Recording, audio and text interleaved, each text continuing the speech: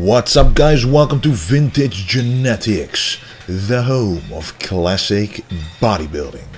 Today is a back and biceps day wearing the Vintage Genetics clothing, which, by the way, the website will launch in just a couple of days and I will announce it across all social media.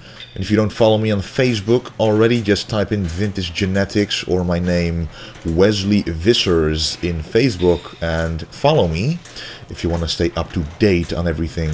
And Instagram at Wesley Vissers. That would be much appreciated. Anyway, we are doing the Lat Pulldown today, starting out with the Lat Pulldown, going back to the absolute basics, where it is indeed important to, as I like to say, die during the set. Literally feel the muscles burn, fill them up with blood, but keep the form as good as you can. Now you can see this is a heavier set. It is not as strict as the first set, but I still feel the lat muscles, the back muscles, where I need to feel them. And this is actually my dad, who works out with us quite a lot, especially when doing legs, chest, back. He trains about 3 to 4 times a week, and as you can see, he remains pretty strong. He can keep up with us pretty amazingly, so you know, that's always a motivation to have a good training partner indeed. So first we have the Lat Pulldown on the front for the back width, really, and this is the Lat Pulldown behind the neck. And I personally like to target the traps with this one because you're able to actually contract the back on the upper side, which is the traps.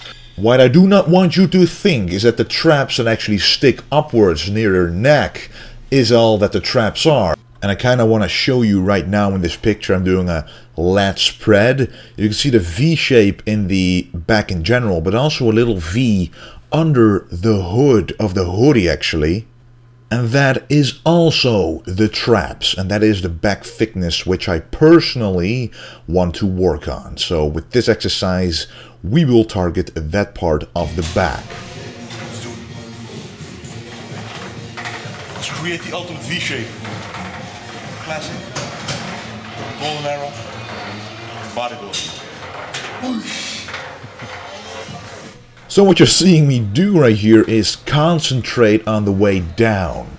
Always go slowly upwards, at least as slow as you go down. But when I go down at the bottom, you can pretty much almost see me squeeze the traps and the upper back thickness to really create more of a 3D effect in there.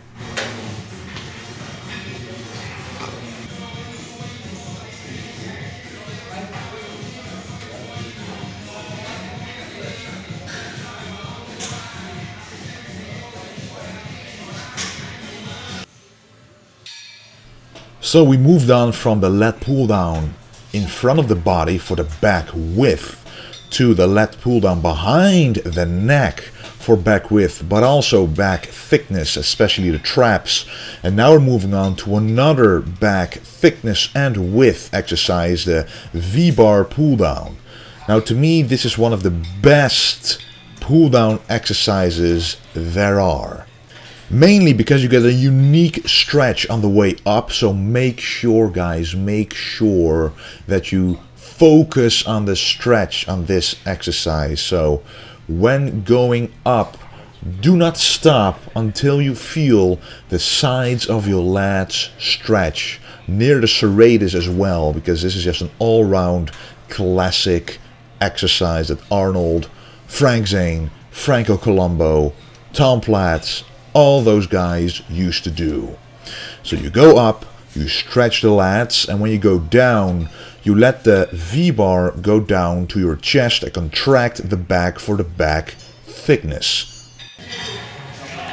Arnold classic exercise for the thickness of the back, rowing. Let's do it the classic style. Now, talking about back thickness and doing it the classic way, is that I like to combine an exercise with a stretch always. Usually the seated row is done with the back in a neutral stiff, steady, fixed position. Now, of course, this is the correct form for most people, but for, you know, bodybuilders and people who really want to get the most out of each and every exercise, you want to add a little something. And to this exercise, the stretch is very important. This is how Ronnie Coleman does it, who has one of the best backs in the universe, at least had. And Arnold Schwarzenegger did this as well. He also had an amazing V shape, of course, a V taper. And so basically what I'm trying to say is that when you stretch on this exercise, you target the lat width, the back width, and when you contract with this exercise, you target the lower back thickness. So that's two birds with one stone.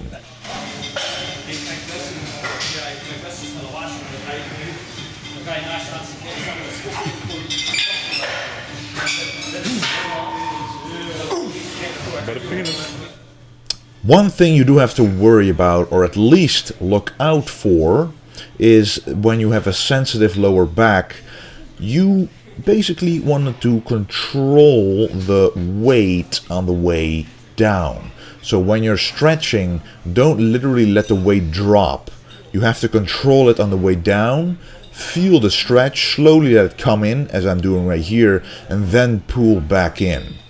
So you stretch it and then explosively pull it back in, but never let the weight drop. And of course, when we're both wearing a tank top by Vintage Genetics, of course, we wanna, you know, test and see on camera how far we've come. It's important for everyone to do this every once in a while. A lot of people who contact me on email who want a workout plan, they say they have been stuck for months or sometimes even years. But what is important is that you are consistent and at the same time take pictures of yourself to see whether your current actions are actually providing you with the gains that you're looking for. And that's what I'm doing. Sometimes you think, oh, my strength isn't going up, nothing is working. But when you look at a picture from a few months ago, damn, you did improve. So guys, look at all older footage, look at yourself, take pictures, look at yourself objectively, and you will see that you progress when you do things consistently and with logic. Moving on to the barbell curl, the flat barbell curl. The difference between a flat barbell and an easy curl bar, you know, with the crooks in it to be able to grip it easier, is that the tension on the biceps is better on the straight bar compared to the easy curl bar or EZ curl bar. We always want the maximum tension on the biceps, so that is why we're using a straight bar curl here. But when you want to do a close grip barbell curl, you want to use an easy curl bar because that is made to be able to grip it differently like that, a wide or a small grip. Here, if you would do that, your wrists would basically get in the way.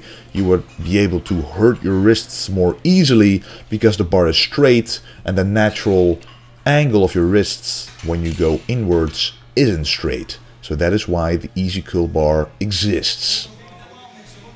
Now with biceps, the most important thing is to get into the muscle, so really focus on contracting the bicep. That is why I never really go super heavy, because it's a small muscle group.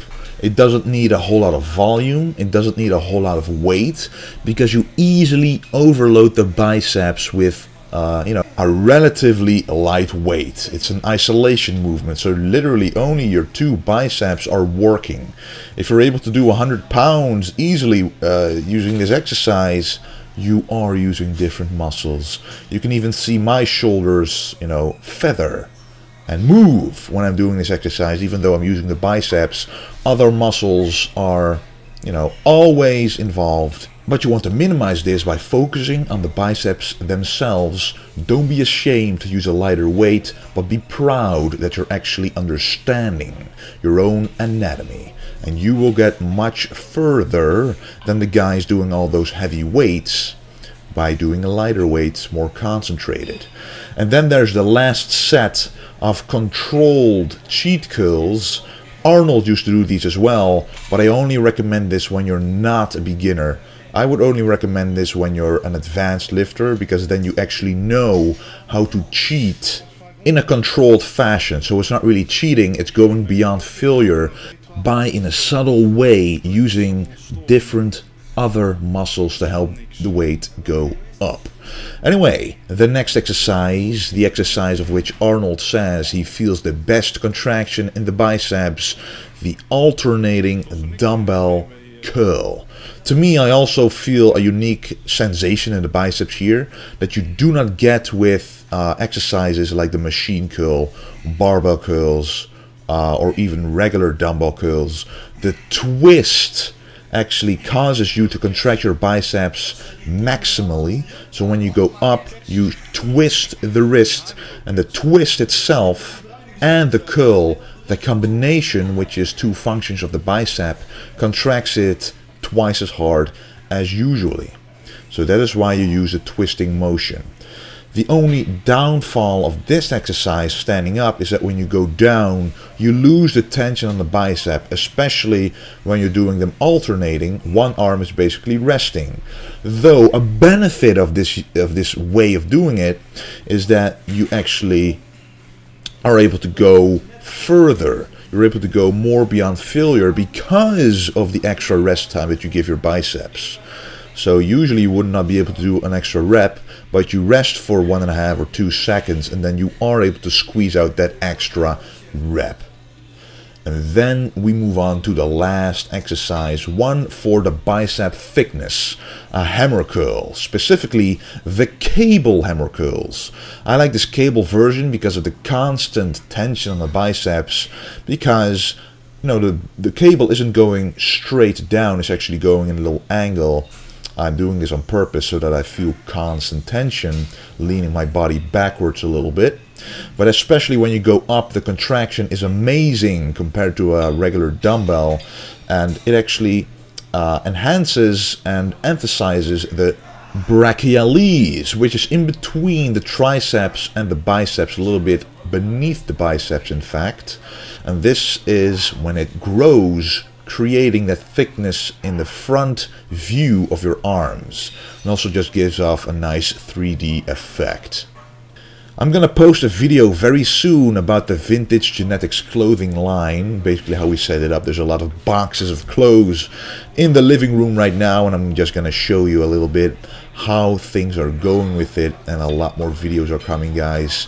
I want to thank you for watching. Thank you for everything you're doing for the channel, the likes, the feedback, and don't forget to stay golden.